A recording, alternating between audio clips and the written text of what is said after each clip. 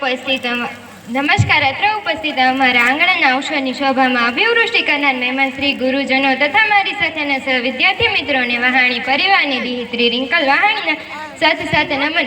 તો આજનો મારો વિષય છે જિંદગી. જિંદગી પાણી જેવી છે, વહે તો ધોધ છે, ભેગું કરો તો હોજ છે, જલસા કરો તો મોજ છે, બાકી પ્રોબ્લેમ તો રોજે રોજ છે. જિંદગી એટલે જિંદાદિલ, અને જિંદાદિલ એટલે ખુમારીપૂર્વક જીવન જીવવાની કલા. જિંદાદિલ એટલે પ્રેમ, ક્ષમા, શૌર્ય, આત્મબલિદાન, ત્યાગ વગેરે ભાવનાઓથી ધબકતું અને અનેક લોકોને નીવડે એવું જીવન એટલે જિંદગી નથી. મેં નથી કીધું કૃષ્ણને કે મારી મુશ્કેલીઓ મોટી છે. મેં નથી કીધું કૃષ્ણને કે મારી મુશ્કેલીઓ મોટી છે.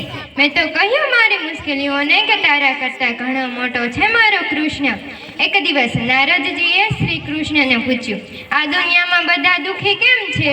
ત્યારે ભગવાને હસીને ઉત્તર આપ્યો કે સુખ તો મેં બધાને આપ્યું છે, સુખ તો મેં બધાને આપ્યું છે, પણ એકના સુખને જોઈને બીજાથી રહેવાતું નથી, પરિણામે બધા જ દુઃખી છે. જિંદગીમાં નારિયેળના ઊંચા ઝાડ જેવું બનવા કરતાં વાંસના ઝાડ જેવા બનજો, કારણ કે જ્યારે વાવાઝોડું આવે છે ને ત્યારે નારિયેળીનું ઝાડ જળમૂળથી ફેંકાઈ જાય છે, પરંતુ જ્યારે વાવાઝોડું આવે છે ને ત્યારે વાંસનું ઝાડ પોતાને પવનની દિશામાં વાળે છે અને પવન ઓછો થતાં ફરી પોતાના સ્થાન પર આવી જાય છે. તમારી વાત જે વ્યક્તિને સમજાવવી પડતી હોય ને એ વ્યક્તિ માત્ર તમારા શબ્દ જ સમજશે, તમારી ભાવનાઓ નહીં. પરિવાર સાથે ધીરજ રાખવી એ પ્રેમ છે, કોઈ અન્ય વ્યક્તિ સાથે ધીરજ રાખવી એ આદર છે. સ્વયં સાથે ધીરજ રાખવી એ આત્મવિશ્વાસ છે, અને ઈશ્વર સાથે ધીરજ રાખવી એ શ્રદ્ધા છે. યાદ રાખજો મિત્રો, ખરાબ વ્યક્તિ માત્ર સમજાવવાથી જ સમજી જતા હોય ને તો વાંસળી વગાડવા વાળો મારો આ કાનો મહાભારત ના સમજાવતો હોય.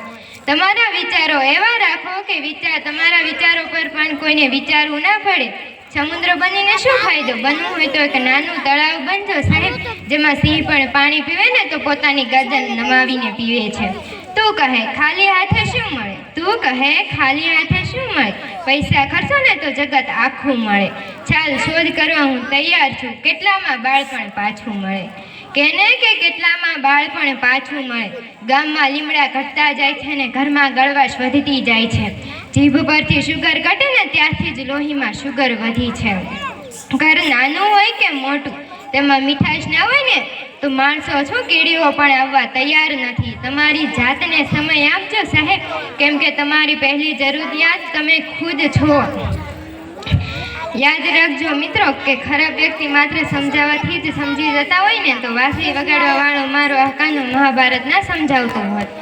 પેલા માણસ પાસે સાયકલ હોય છે, પછી તે સ્કૂટર લાવે છે. થોડા સમયમાં તે સાયકલને ભૂલી જાય છે, પરંતુ તેને ખબર નથી હોતી કે બેલેન્સ કરતા તો તેને તેની સાયકલે જ શીખવાડ્યું હતું.